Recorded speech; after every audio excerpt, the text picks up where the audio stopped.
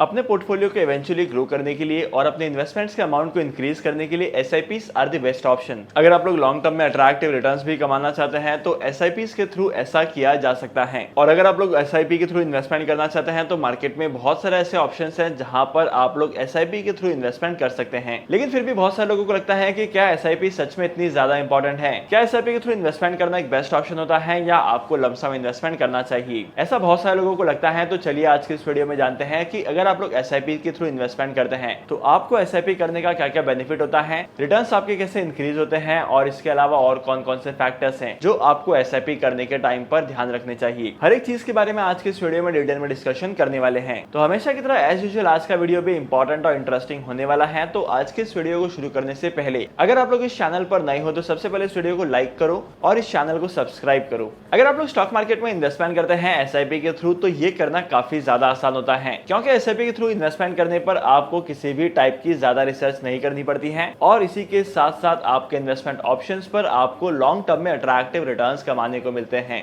और investment amount की बात की जाए तो इन्वेस्टमेंट अमाउंट भी यहाँ पर कम से कम हो सकता है। मार्केट में ऐसी बहुत सारी स्कीम्स अवेलेबल हैं जहां पर आप लोग 100 रुपीज से इन्वेस्टमेंट करना स्टार्ट कर सकते हैं और तो और आपके इन्वेस्टमेंट का टाइम पीरियड भी अलग अलग हो सकता है। आपके पास इन्वेस्टमेंट करने के लिए डेली एसआईपी का ऑप्शन होता है जो कि काफी लोगों के लिए अफोर्डेबल नहीं होता है, काफी लोगों के लिए कन्वीनियंट नहीं होता है। सेकंड ऑप्शन आता है वीकली इन्वेस्टमेंट का और थर्ड ऑप्शन आता है फोर्टनाइट इन्वेस्टमेंट्स का, मतलब कि हर एक 15 डेज में इन्वेस्टमेंट आपकी होगी। सिमिलरली आप लोग एक महीने में एक बार इन्वेस्टमेंट कर सकते हैं, एक क्वार्टर में एक बार कर सकते हैं, 6 मंथ में एक बार कर सकते हैं और एनुअली यानी कि लमसम इन्वेस्टमेंट कर सकते हैं। तो चलिए इन सारे बेनिफिट्स को एक एक करके समझते हैं। बेनिफिट नंबर 1 है एसेसिबल एंट्री। अब जैसे कि मैंने आपको बताया है कि एसआईपी के थ्रू इन्वेस्टमेंट करना काफी ज्यादा आसान है। अगर आप लोग मार्केट में किसी भी इन्वेस्टमेंट ऑप्शन में इन्वेस्टमेंट करेंगे तो वहां पर इन्वेस्टमेंट करने के लिए एक पर्टिकुलर अमाउंट की रिक्वायरमेंट पड़ती है। उस पर्टिकुलर अमाउंट के बिना आप लोग इन्वेस्टमेंट नहीं कर पाएंगे। लेकिन एसआईपी के थ्रू इन्वेस्टमेंट करने पर ऐसा नहीं होता है। मार्केट में से बहुत सारे इन्वेस्टमेंट ऑप्शंस अवेलेबल हैं जहां पर आप लोग एज मिनिमम एज 100 रुपीज से स्टार्ट कर सकते हैं। अब बेनिफिट नंबर 2 है no need to time the market. किसी भी इन्वेस्टमेंट ऑप्शन में इन्वेस्टमेंट करने से पहले मार्केट को टाइम करना पड़ता है, मार्केट को एनालाइज करना पड़ता है, उसके बाद एक प्रॉपर टाइम पीरियड में आपको इन्वेस्टमेंट करना पड़ता है। लेट्स से अगर आप लोग किसी पर्टिकुलर कंपनी ए के शेयर में इन्वेस्टमेंट कर रहे हैं तब यहां पर आपको उस कंपनी का फंडामेंटल एनालिसिस करना पड़ेगा,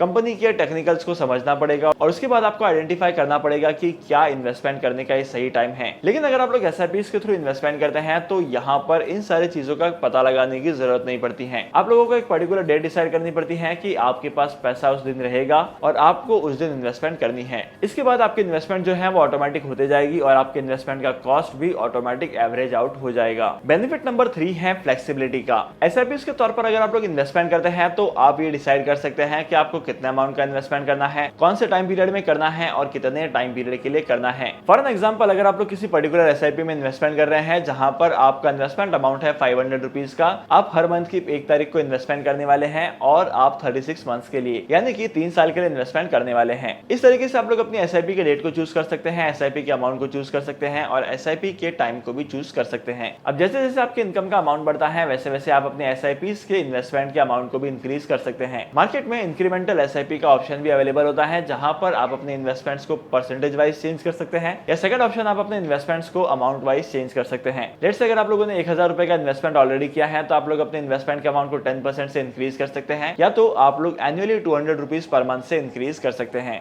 इसके बाद बेनिफिट नंबर 4 ये है कि एसआईपीज के थ्रू इन्वेस्टमेंट करने पर आप एक सिस्टमैटिक डिसिप्लिन इन्वेस्टर बनते हैं। अपने इन्वेस्टमेंट्स के पोर्टफोलियो पर मल्टी बैगर रिटर्न्स कमाने के लिए अपने इन्वेस्टमेंट्स के पोर्टफोलियो को डाइवर्सिफाई करना और तो और डिसिप्लिन को फॉलो करते हुए इन्वेस्टमेंट करना काफी ज्यादा जरूरी होता है। अगर आपका डिसिप्लिन ब्रेक होता है तो इसकी वजह से आपके इन्वेस्टमेंट के पोर्टफोलियो पर काफी ज्यादा नुकसान हो सकता है। तो अगर आप लोग एसआईपी के थ्रू इन्वेस्टमेंट करते हैं तो आप एक डिसिप्लिन इन्वेस्टर बनते हैं और कंटिन्यूअस इन्वेस्टमेंट करने की वजह से आपके इन्वेस्टमेंट का कॉस्ट काफी हद तक कम हो जाता है और आपके रिटर्न्स मैक्सिमाइज होते हैं। इसके बाद last but not the least fifth benefit होता है आपके गोल ओरिएंटेड का। अगर आप लोग एसआईपी के थ्रू इन्वेस्टमेंट करते हैं तो आपको सबसे पहले गोल को चूज करना है और उस गोल के लिए ही इन्वेस्टमेंट करना है। बिकॉज अगर आपका कोई गोल नहीं होगा इन्वेस्टमेंट करने का तो आपके इन्वेस्टमेंट का मतलब ही नहीं निकलेगा। आपको कितना रिटर्न्स कमाना है, आप कितना रिटर्न एक्सपेक्ट कर सकते हैं, आपको कितने रिटर्न्स कमाने को मिल रहे हैं, इस चीज का ट्रैक कर पाना आपके लिए बहुत ज्यादा मुश्किल होगा। तो जब भी एसआईपी की बात आती है तो यहाँ पर ये सारे बेनिफिट्स होते हैं और इन सारे बेनिफिट्स की वजह से एसआईपी के थ्रू इन्वेस्टमेंट करना काफी ज्यादा आसान होता है। लेकिन एसआईपी एक ऐसा इन्वेस्टमेंट ऑप्शन है जिसकी मदद से आप लोग अलग अलग जगह पर इन्वेस्टमेंट कर सकते हैं। वो इन्वेस्टमेंट ऑप्शन कौन से हैं बताता हूँ। एसआईपी के थ्रू आप लोग इन्वेस्टमेंट कर सकते हैं म्यूचुअल फंड की स्कीम में। इसके अलावा अगर अगर आप लोग SIPs के थ्रू इन्वेस्टमेंट करना चाहते हैं तो आप लोग SIPs के थ्रू फिक्स डिपॉजिट कर सकते हैं। किसी भी बैंक या पोस्ट ऑफिस में जाकर आप लोग बैंक की रिकरिंग डिपॉजिट की स्कीम ओपन करवा सकते हैं और यहाँ पर